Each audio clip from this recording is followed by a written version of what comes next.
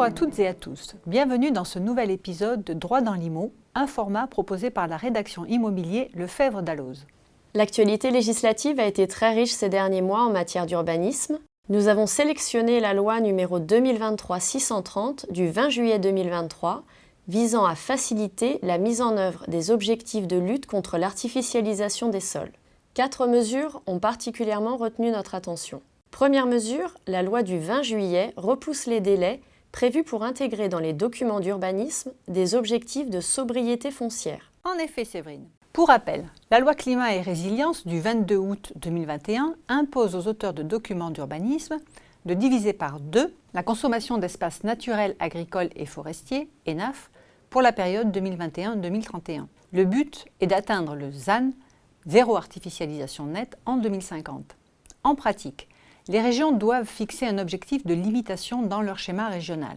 Objectif qui doit ensuite être décliné dans les SCOT, les PLU et les cartes communales, selon un calendrier défini par la loi. Ce calendrier, déjà revu par la loi dite 3DS du 21 février 2022, est à nouveau modifié par la loi du 20 juillet 2023.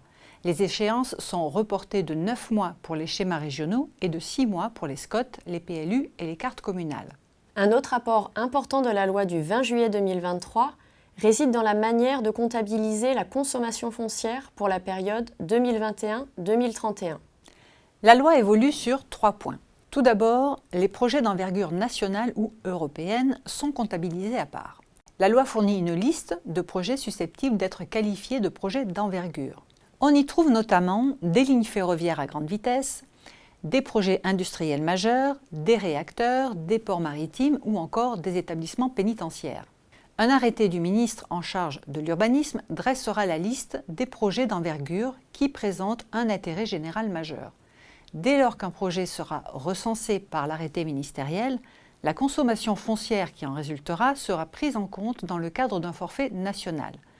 Elle sera en quelque sorte mutualisée au niveau national avant d'être répartie entre les régions au prorata de leur enveloppe d'artificialisation.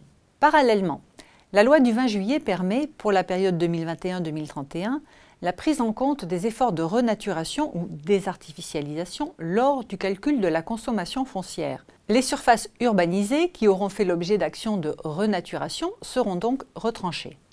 Enfin, une mesure a été prise pour les communes littorales exposées au phénomène d'érosion côtière. Les surfaces artificialisées situées dans les zones les plus exposées, à l'horizon 0-30 ans, sont considérées comme désartificialisées dès lors qu'une opération de renaturation est prévue dans le cadre d'un projet de recomposition spatiale. Le troisième apport de la loi, c'est la garantie de développement communal. Cette garantie, c'est une surface minimale artificialisable de 1 hectare pour la période 2021-2031. Elle concerne toutes les communes couvertes par un PLU, un document en tenant lieu ou une carte communale, prescrit, arrêté ou approuvé avant le 22 août 2026. Il n'est pas nécessaire que le document soit en vigueur, il peut être simplement prescrit ou arrêté à cette date. Cette surface minimale peut être mutualisée à l'échelle intercommunale. Et pour les communes nouvelles, une majoration de 0,5 hectares est appliquée pour chaque commune déléguée dans la limite d'un plafond de 2 hectares. Signalons enfin 2 nouveaux outils mis à la disposition des communes. Tout d'abord, la création d'un sursis à statuer pour les projets dits artificialisants qui pourraient compromettre le futur document d'urbanisme.